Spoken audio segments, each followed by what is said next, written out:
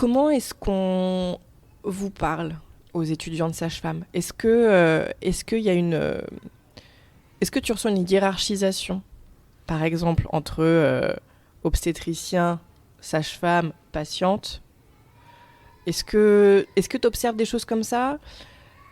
Et j'ai une question qui vient juste après, mais peut-être que ça t'aiderait à répondre en même temps. Est-ce qu'il y a une part aussi de psychologie dans vos études, de comment on s'adresse aux gens et de l'impact ? Pour répondre déjà à la première partie de la question, ça dépend vraiment d'où est-ce qu'on travaille. Parce qu'on fait plusieurs maternités, des maternités niveau 1, niveau 2, niveau 3. Ça dépend aussi du groupe de sages-femmes avec qui on est. Certaines sages-femmes vont au début avoir un peu des réserves parce que c'est normal, elles ne nous connaissent pas, mais vont tout de suite nous inclure et nous présenter en tant que collègue en fait. Il n'y a pas de... Enfin, c'est mon étudiante, mais c'est ma collègue. Ça, elle nous présente beaucoup comme ça. Et pour d'autres, c'est l'étudiante. Et c'est un climat très froid qui, je pense, n'aide pas non plus les patientes parce qu'en fait, on nous présente comme l'étudiante, mais pour elles, est-ce qu'elles ont envie d'avoir l'étudiante à côté d'elles et pas du tout le côté collègue ? Parce qu'on est quand même souvent en contact des patientes seules. Enfin, on n'est pas toujours encadré parce que quand il y a beaucoup de patientes, on sait faire des choses, on les met en pratique. On n'a pas trop le choix non plus. Mais globalement, je dirais qu'on nous parle très bien. Enfin, on nous parle vraiment comme des individus et pas juste comme des petits esclaves où on fait le travail que personne ne veut. Après, certaines sages-femmes, mais je pense que ça c'est aussi leur caractère, n'aiment pas les étudiantes, ont décidé qu'elles n'en voulaient pas et que du coup elles nous mèneraient la vie dure parce qu'elles n'ont pas envie, ou peut-être aussi parce qu'elles, pendant leurs études, on leur a mené la vie dure et que du coup c'est normal pour elles de se comporter comme ça avec nous faire un peu un rite de passage ou que sais-je. Mais c'est pas la majorité. J'avais peur de ça parce que j'avais entendu beaucoup de retours comme quoi ça se passait très mal, qu'en stage on était vraiment les derniers de l'échelle. Et je pense qu'il faut savoir faire sa place. Mais que si on est sûr de soi, qu'on est assez autonome et qu'on montre ce qu'on vaut et ce qu'on veut, ça se passera bien. Et qu'il n'y aura pas du tout de soucis à ce niveau-là. Après, avec les patientes, ça dépend aussi du soignant, mais on essaye de leur parler vraiment comme si elles ne savaient rien, dans le sens où on aimerait qu'elles sachent tout. Donc on leur donne tout. Après, ça dépend toujours du soignant, ça dépend de comment se passe le service, la garde. Enfin, si on a une garde avec 15 nanas, 15 femmes en travail, bien sûr que tout dire, ça devient compliqué. Par manque de temps, par manque aussi à un moment donné d'énergie, on ne peut pas courir partout. Mais on nous apprend vraiment à tout dire à la patiente. On nous apprend à dire de A à Z ce qu'on va faire. Si jamais on lui prend le bras pour lui remonter la manche, madame, est-ce que je peux prendre votre bras pour remonter votre manche ? Oui, non. Si elle dit non, on ne touche pas. Mais ça, c'est mon point de vue d'étudiante. Le point de vue sage-femme, c'est on va faire une prise de sang, on prend le bras, on remonte la manche. Des fois, c'est même pas est-ce que je peux piquer, parce que c'est normal et parce elles estiment aussi que si jamais, quand on dit on va faire une prise de sang, la dame tend son bras, on part du principe qu'elle est consentante du début à la fin. Donc, on ne va pas forcément répéter chaque étape et demander si ça va toujours, mais il faudrait. Et certaines le font. Je trouve que ça se fait de plus en plus, parce qu'on a aussi de plus en plus de... il y a quand même beaucoup de jeunes sages-femmes en fonction. Et dans nos études, on insiste énormément sur ça, sur comment parler à la patiente, quoi lui dire, quand lui dire, comment lui dire, sur l'intonation qu'on prend, sur la proximité qu'on prend avec les patientes, sur essayer d'analyser comment elles sont, si elles ont besoin de distance avec le soignant ou au contraire d'être très rassurées, très proches de nous. Si par exemple une main sur l'épaule, ça va la rassurer ou pas. Donc on essaye de s'adapter vraiment à l'individu qu'on a en face de nous, parce que tout le monde est différent, et certaines vont au contraire vraiment vouloir avoir une distance tout le temps, limite un bureau, ça les arrangerait entre nous, et d'autres, c'est tout le contraire. Donc on apprend vraiment ça. Et on a beaucoup en fait de cours vraiment juste de relationnel.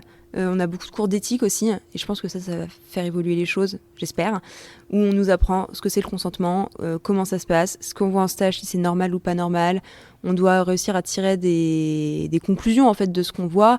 On a des rendez-vous pour en parler sur est-ce que ça on a trouvé ça normal, sinon pourquoi on n'a pas trouvé ça normal, comment nous on aurait agi, ce que nous on pourrait faire à cette place-là. Et je pense que toutes ces choses-là vont faire qu'à force, on va arriver dans un milieu beaucoup plus bienveillant et en accord avec ce que la patiente nous demande, en fait. Mais parce que c'est récent, ces cours d'éthique ? Nous, je sais qu'on en a. Et quand je vois, pour avoir pu discuter avec des anciennes sages-femmes, j'ai l'impression qu'il y a peut-être 10 ans, il n'y en avait pas trop, quoi. Ok. Ou beaucoup moins. Ok. On parlait d'éthique, bien sûr, hein, on en parlait, mais est-ce que c'était aussi poussé que ce que nous, on a aujourd'hui, à vraiment devoir faire des rendus sur ça, des rendez-vous sur ça? Je suis pas sûre. Parce que maintenant, on parle... Je pense que ça se... Les langues se délient aussi, ne serait-ce qu'avec les hashtags sur les réseaux sociaux, je suis maltraitante, une femme, une sage-femme, ça permet aussi de créer un peu un engouement autour de tout ça, qui font que les gens vont en parler, que les sages-femmes vont aussi parler de ce qu'elles font plus ou moins volontairement. Enfin, la dernière fois, je lisais un livre d'Anna Roy qui en parlait très bien et qui disait qu'elle a été maltraitante malgré elle, que c'était pas du tout son objectif, mais qu'en fait, les choses font que, avec du recul, elle se rend compte qu'elle a pu être maltraitante. Ça, c'est toujours pareil, c'est une question de protocole, Mm-mm. d'habitude, de ce système qui... De temps, de moyens. Ouais, exactement. Mais on en revient toujours au même. Et puis de misogynie aussi. Aussi. C'est très... Enfin, tu vois, c'est pas du tout dit comme ça, et je pense que personne ne se dit c'est bon, c'est une femme, c'est qu'une moins que rien. Mais je pense que c'est très intériorisé que... Déjà, on est des femmes qui travaillent pour les femmes. On est beaucoup moins reconnus qu'un homme qui travaillerait... par exemple, on fait quasiment les mêmes études qu'un dentiste. Niveau temps, on n'est pas reconnu comme un dentiste. On est une sage-femme. Pour beaucoup, on est l'infirmière quand on rentre dans une chambre. Enfin, rien à voir avec l'idée... moi, la querelle sage-femme-infirmière, ça me passe très loin au-dessus, mais on n'est pas du tout reconnu dans ce qu'on fait. Certains ne savent même pas que... non, on n'est pas l'infirmière ou la secrétaire ou le machin, on est la sage-femme. Mais comme une femme médecin qui rentre dans une pièce et « Ah vous êtes la secrétaire ?» Non, je suis le médecin. Mais on est des femmes. Et forcément, tant que cette vision-là ne changera pas, je pense que le métier n'évoluera jamais autant que ce qui pourrait évoluer. Ok. Est-ce que tu ne penses pas que le métier pourrait aussi évoluer si on sortait les accouchements de l'hôpital? Ah si. Ah bah si, bien sûr. Ça peut aller avec. Bien sûr. Surtout que maintenant, beaucoup de sages-femmes se dirigent vers le libéral parce qu'elles ne supportent plus de l'hôpital. Donc en fait, si elles pouvaient, je pense que certaines feraient des accouchements à domicile. Pas toutes, parce que certaines préfèrent peut-être le côté gynécologique ou suivi de grossesse que les accouchements. Mais bon, là, quasiment tout le monde se dirige vers le libéral à force.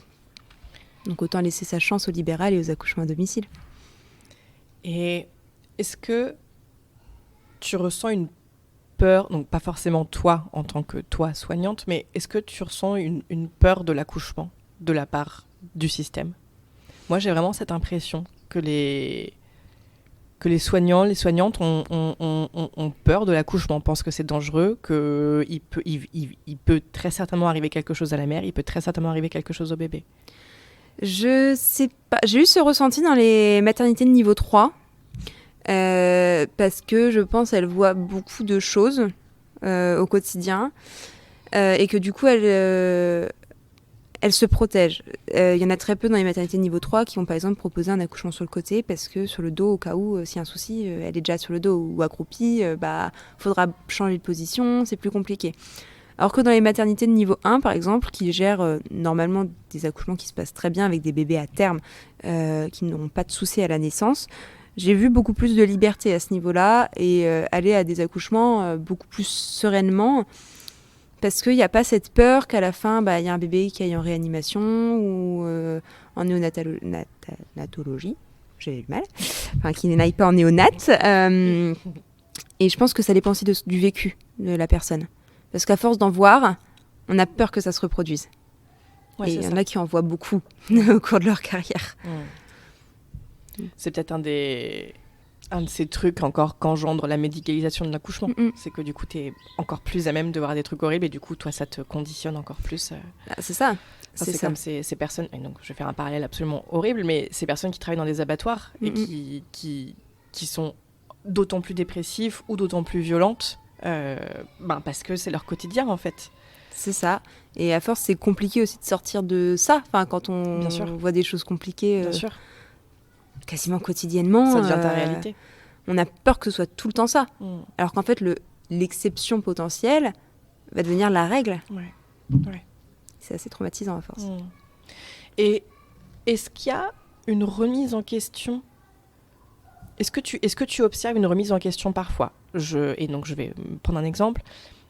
L'ocytocine de synthèse, qu'on utilise pour déclencher ou augmenter un accouchement.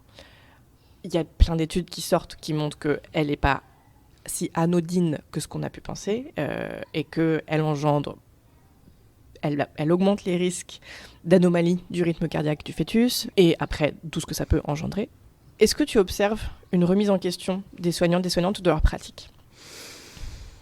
Pas trop, parce que, en fait, de toute manière, même si elles se remettent en question, elles ne pourront pas changer leurs actes, parce qu'elles n'ont pas le choix. Sauf si elles allaient en parler au big boss qui fait les protocoles à l'hôpital et que potentiellement les protocoles changeaient, mais elles, d'elles-mêmes, elles ne peuvent pas engendrer ce changement-là. Parce que c'est trop de responsabilités. Enfin, c'est même pas que le jeu en vaut pas la chandelle, parce que le jeu en vaut la chandelle, mais tu peux pas prendre des responsabilités au-delà de ce qui est possible. Donc ça peut pas venir de là. Ça peut venir que si, je sais pas, l'ARS, elle dit, voilà, maintenant c'est comme ça qu'on fait, et on arrête les injections automatiques, ou on fait plus comme ça, on fait comme ça. Il y a que comme ça que ça peut changer. Parce que c'est ceux qui font les protocoles qui feront changer le mode de pratique. Tu as parlé de quoi ? L'ARS. ARS, c'est l'Agence régionale de santé. Ok, merci. Il me semble que c'est eux qui font les protocoles en général. Enfin, après, chaque endroit, chaque maternité, chaque hôpital a des protocoles différents, mais globalement, ils sont obligés de suivre les recommandations françaises sur les bonnes pratiques, en fait. Ok. Donc, on est tous un peu bloqués, au final. Et est-ce qu'on sait comment sont décidés les protocoles ? Parce que, moi, ma compréhension, c'est que il y a des études qui ont été menées il y a un moment en structure hospitalière, jamais dans d'autres contextes, et qu'à partir de ces études et des observations qui ont été faites à ces moments-là, on a déduit des protocoles. Mais est-ce que ces protocoles, est-ce qu'il y a des mises à jour ? Est-ce que...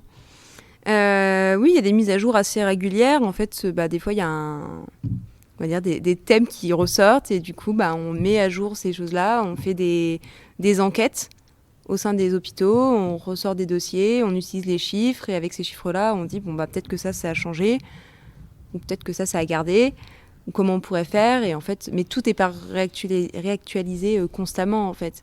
C'est plus si on voit une évolution, on va chercher à comprendre pourquoi ça change. Tout ça. Parce que j'ai l'impression que je suis pas sûre que ça aille dans le bon sens, les évolutions de protocole. Et donc, je pense notamment à cette étude Arrive, dont tu as dû entendre parler. Cette étude qui propose à toutes les personnes enceintes d'être, et qui vont bien, qui ont des grossesses normales, d'être déclenchées à 39 SA. Enfin, tu vois. Moi, je sais que si j'étais à la place de ces femmes-là, je le ferais pas, mais... Mais tu vois, Comment on en vient à ce truc-là ? Donc, il me semble que elle vient des États-Unis, cette étude, et donc aux États-Unis, ça va pas beaucoup mieux. Enfin, ça va même moins bien qu'en France, même si en France, ça ne va pas du tout. Mais je crois que là-bas, c'est au moins pareil, si ce n'est pire. Enfin oui, après, j'imagine que si de toute façon, tes études, tu ne les fais que... tu vois, les études que font les chercheurs, tu ne les fais que au sein de la structure hospitalière. Tu ne peux que voir effectivement les problèmes et te dire comment je règle les problèmes au sein du système, puisqu'on ne peut pas en sortir. Et peut-être que déclencher à 39 SA, ça va améliorer les choses, mais... Tu te dis, c'est quand même être loin. Enfin, on régresse, non ?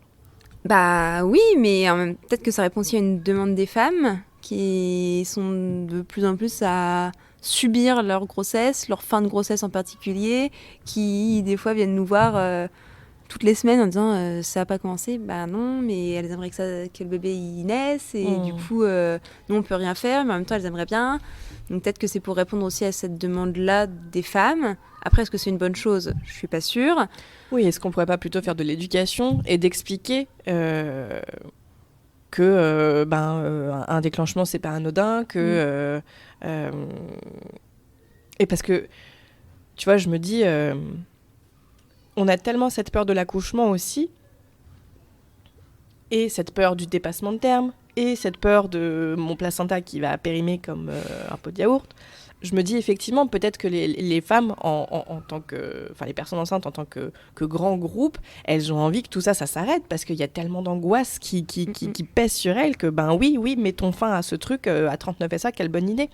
Mais en vérité, c'est complètement biaisé comme volonté. Et donc, après, moi, j'ai accouché de mes 2 enfants au mois d'août, donc je sais à quel point une fin de grossesse est difficile et chaude et laborieuse. Et encore, moi, j'avais pas trop de mots, mais tu vois, est-ce que on devrait pas passer par autre chose, quoi? Enfin...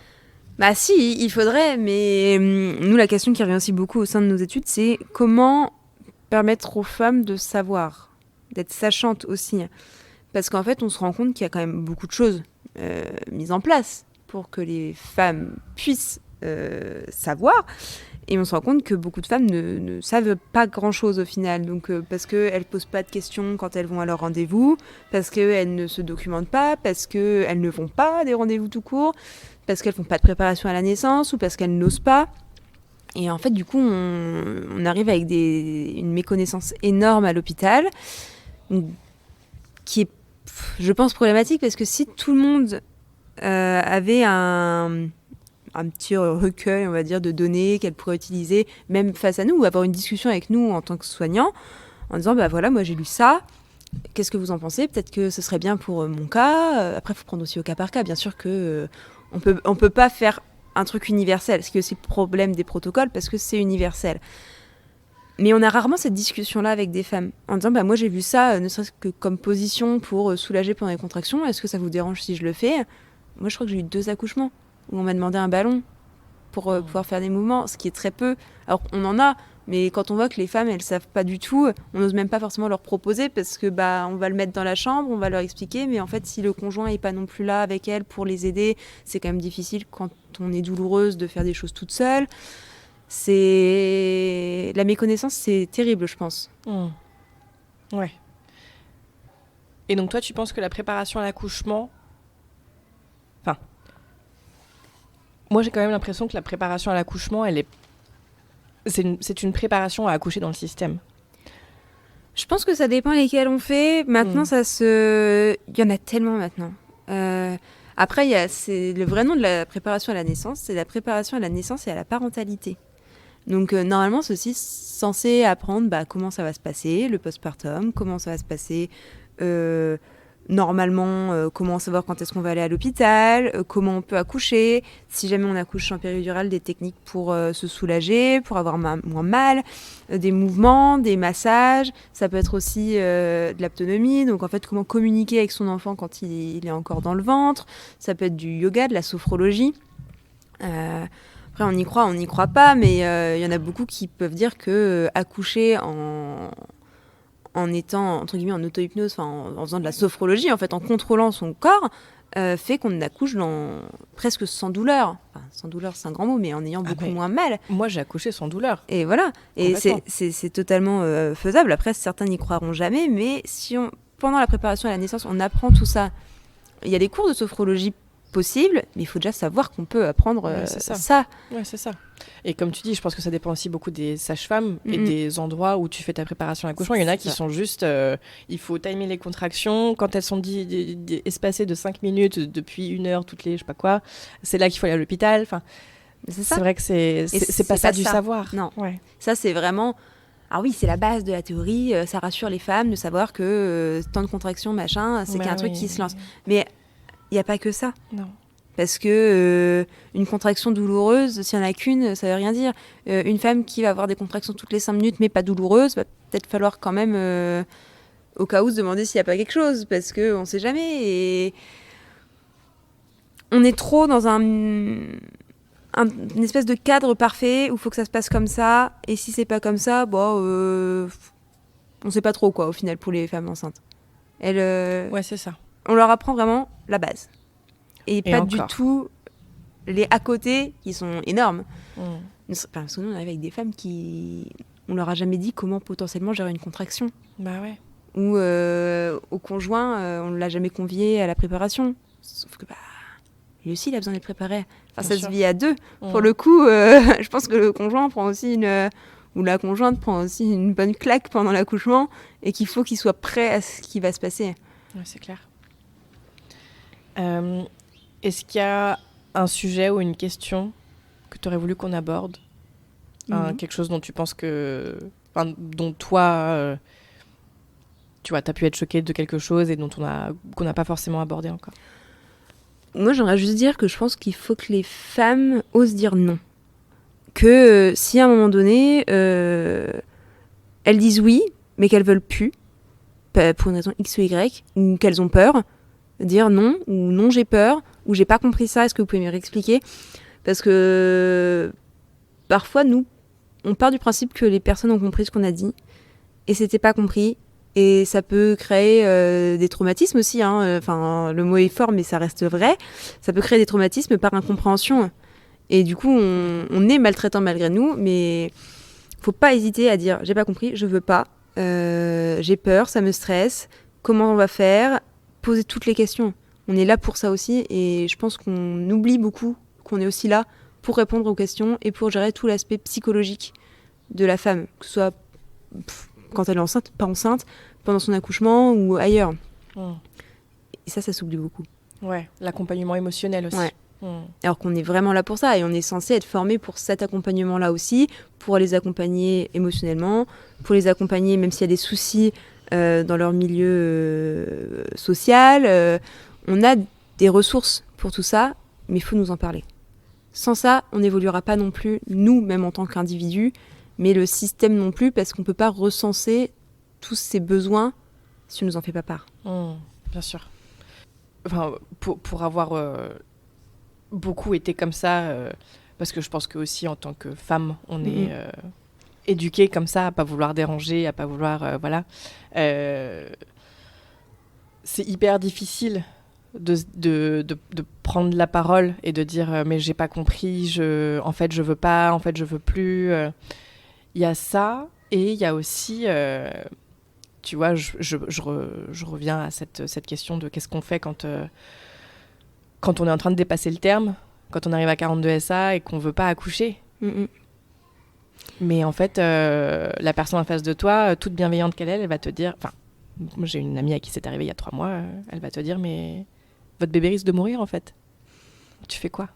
Ah bah, on peut rien faire. Après, à ce moment-là aussi, est-ce que c'est normal de dire à une femme qui vient un peu en détresse, votre bébé va mourir?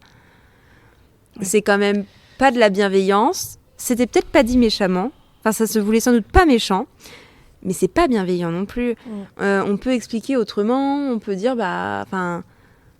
au moins y aller un peu à tâtons en expliquant que nous, on n'a pas trop le choix, mais qu'en même temps, après, si la dame, elle part. Mais tu sais que... Mais par contre, après, malheureusement, on envoie souvent des vérifications auprès des services sociaux pour voir si tout va bien. Ouais. Ça me rend folle. Mais qu'est-ce qu'on... Enfin, moi, de mon petit point d'étudiante sage-femme, je peux rien dire, mais ça me rend dingue. Parce que c'est pas justifié, quoi. Non.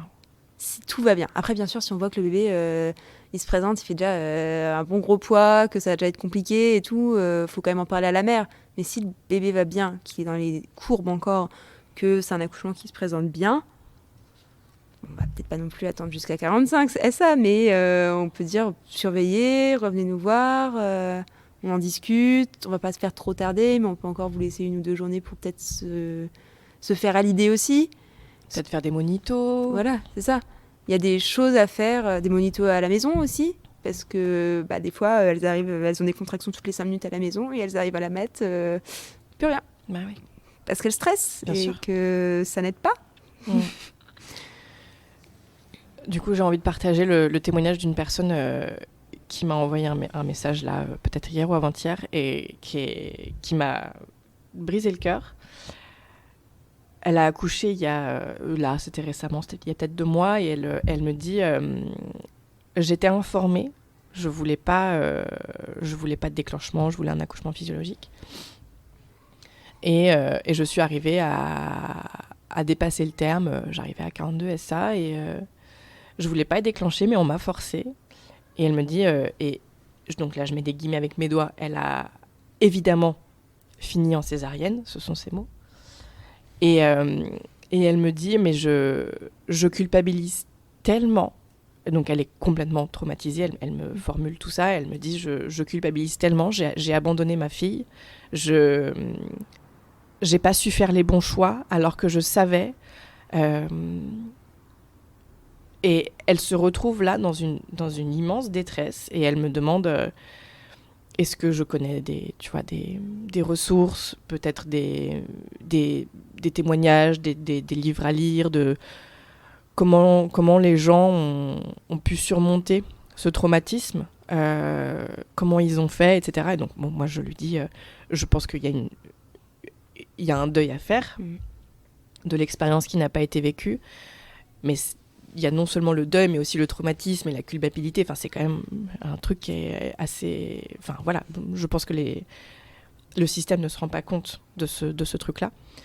Mais je pense que cette histoire de dépassement de terme, elle est fondamentale. Et enfin bon, je voulais partager ça. Je sais pas si toi, c'est quelque chose, tu vois, donc j'ai l'impression que tu en es très consciente, mais est-ce que tu as beaucoup de témoignages comme ça? Est-ce que... Mon premier accouchement n'a pas fini en césarienne, mais le premier accouchement que j'ai fait, oui, c'était un déclenchement à terme, mais ça a été très très mal vécu.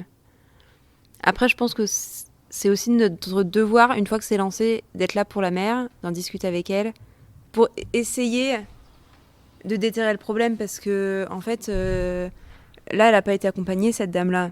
Ne serait-ce que lui proposer d'avoir un accompagnement après avec quelqu'un de capable. Enfin, on a des psychologues sur place qui peuvent venir discuter avec eux, qui peuvent après leur donner des ressources exprès, en discuter de qu'est-ce qui s'est passé, de pourquoi ça a été si mal vécu, d'exprimer et d'extérioriser ces choses-là.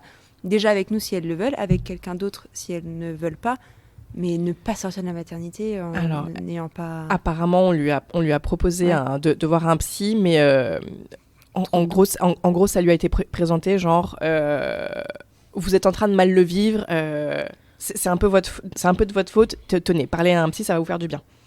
Tu vois, c'est pas très bien amené. Voilà. Pas du tout bien amené. Est-ce qu'on devrait... Enfin, tu vois. Enfin, évidemment que oui, on devrait juste pas faire ça. Oui. Plutôt que de chercher à réparer la maison en feu, enfin, n'allumons pas le gaz, quoi, mais c'est compliqué, ouais, parce qu'en fait, il faut vraiment essayer de mettre des mots, pas sur les mots, et parfois les femmes sont très fermées parce que c'était une épreuve tellement difficile qu'en fait, elles préfèrent ne juste pas en parler. Oui. Et créer un peu même un déni, parfois, où en fait, ça va être en elles tout le temps, mais elles n'en parleront jamais. Et ça, il faut réussir à le dépasser. Je dis pas qu'il faut le dépasser instantanément, en mode youpi, on s'en sort. Mais déjà, venir vous en parler de ça, c'est déjà important. De réussir à extérioriser ça, à en parler à quelqu'un de neutre sur la situation qui n'était pas là, ça peut aussi beaucoup aider. Ouais. Parce que nous, on était là, on va lui demander comment s'est passé l'accouchement, comment elle l'a vécu, comment elle aurait préféré le vivre. Mais on était là. Et on est les personnes qui ont fait que ça s'est passé comme ça aussi. Donc, c'est pas facile. Ouais. Le rapport peut pas... Enfin, il y a trop d'émotions en jeu, quoi. Ça peut pas bien se passer. Ok. Merci beaucoup, Manon. Merci à toi. C'était trop bien. Je suis contente. Ouais, j'ai oublié de te demander... les injections d'ocytocine de synthèse, est-ce que tu observes des difficultés d'attachement, toi, avec le bébé? J'ai pas encore eu l'occasion d'observer ça. Plus quand c'était des bébés pas voulus qu'avec l'ocytocine de synthèse, ou parfois quand il y avait des difficultés au cours du travail. Après, c'était compliqué de réussir à créer un lien, un peu une défense de la mère, j'ai l'impression, ou des fois quand le bébé n'était pas avec elle, il n'y avait pas forcément l'envie l'envie du contact en fait. Mais Comment ça, pas avec elle?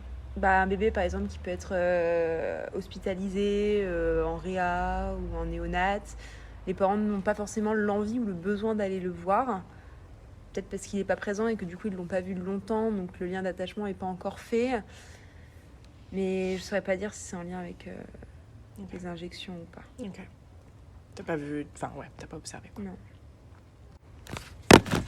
Ouais, le cordon autour du cou. Moi, c'est un truc, ça me dépasse aussi un peu, dans le sens où on panique directement quand il y a un tour de cordon, à tout de suite mettre les clans, on coupe, il va mourir. Et le bébé était il va pas s'asphyxier alors qu'il vivait dans de l'eau et il est même pas encore sorti. Donc souvent en fait on se rend compte quand il sort que c'était pas si terrible que ça. Donc laisser le temps au temps. Bien sûr, si on se rend compte qu'il faut agir vite, on agit vite. Mais le bébé est même pas sorti, il est déjà déconnecté de son placenta qu'il a nourri pendant 9 mois. C'est quand même dommage, alors qu'on pourrait faire les choses en douceur pour lui, prendre le temps de le sortir, qu'il prenne le temps d'atterrir en étant encore rattaché à ce qu'il a nourri et oxygéné, et prendre le temps. Mais oui, comment tu l'expliques, cette peur panique du cordon autour du cou? Mais je pense que... Parce qu'il n'y a aucun fondement, nulle part, en fait. Non, mais je pense qu'on est tous persuadés que vu qu'il va sortir, il va pas pouvoir pousser son premier cri, il va s'asphyxier... parce qu'il pourra plus respirer, quoi, comme s'il était étranglé. Ouais, c'est une croyance, mais qui est basée sur des trucs de... Bah, moi, je n'ai pas d'études qui me disent que non, ça n'existe il va s'étouffer ou pas, et j'ai jamais trouvé non plus. Donc il était nourri par ce placenta, oxygéné par le placenta qui est relié par le cordon. Donc techniquement, je vois pas comment il pourrait le tuer en une demi-seconde à peine sorti. Après, est-ce que c'est un souci de longueur? On a peur que le cordon soit du coup plus assez long pour pouvoir sortir entièrement le bébé. Je ne sais pas. J'ai jamais trouvé de réel compte rendu sur ça et sur ces études. Mais tu l'observes aussi. Ah oui. La peur panique. La peur panique. Donc tout de suite, on clampe, on coupe. Faut libérer. Vous venez d'écouter L'Ovaire du décor. Si vous avez aimé cet épisode, la meilleure manière de le dire est de poster un avis 5 étoiles sur votre plateforme d'écoute. Ça m'aiderait énormément. Pensez aussi à le partager si vous pensez qu'il pourrait aider des personnes autour de vous. Enfin, n'hésitez pas à vous abonner à ce podcast pour être notifié des prochains épisodes et accessoirement soutenir mon travail. Ça fait toujours plaisir. On se retrouve la semaine prochaine et d'ici là, prenez soin de vous.